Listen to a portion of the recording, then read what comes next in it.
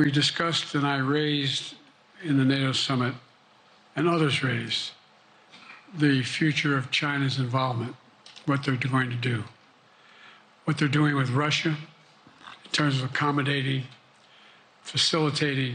They're getting access to additional. They're not supplying weapons themselves. They're supplying mechanisms for them to be able to get weapons. And China's position is basically, and I've spent more time with Xi Jinping than any world leader has, over 90 hours since being vice president all the way through, for real. And by the way, I handed all my notes. But my point is that Xi believes that China is a large enough market that they can entice any country, including European countries, to invest there in return for commitments from Europe to do A, B, C, or D, or not to do certain things. What's happened is we had a long discussion about what we cannot, we have to make clear China has to understand that if they are supplying Russia with information and capacity, along with working with North Korea and others to help Russia in armament, that they're not going to benefit economically as a consequence of that by getting the kind of investment they're looking for. And so, for example, we're in a situation where, and we've reestablished direct contact with China after that, remember the balloon, quote unquote, going down, and all of a sudden things came to an end? Well, we set up a new mechanism. There's a direct line between Xi and me, and our military has direct access to one another, and they contact one another when we have problems.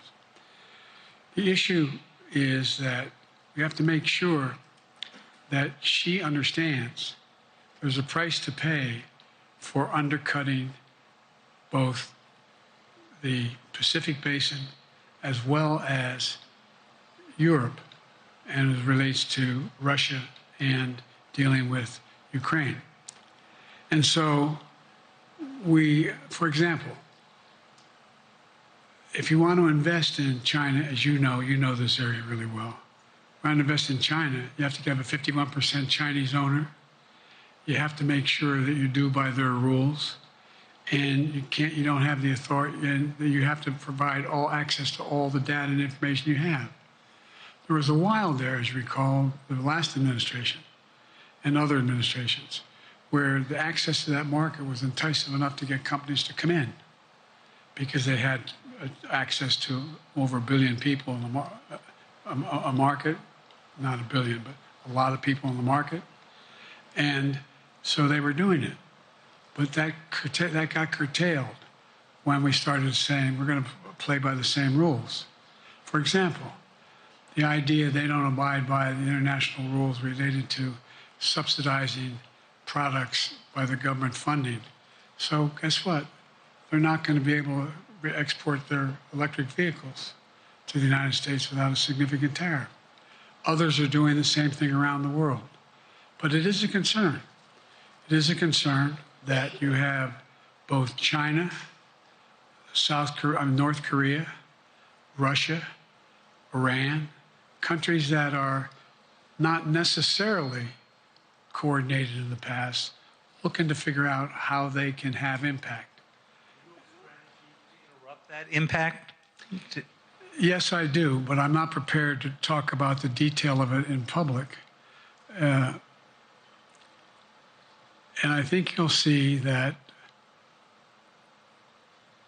some of our European friends are going to be curtailing their investment in Russia. In China, as long as China continues to have this indirect help to Russia in terms of being able to help their economy as well as help them in, as a consequence of that, their ability to fight in Ukraine. Hey, thank you for watching.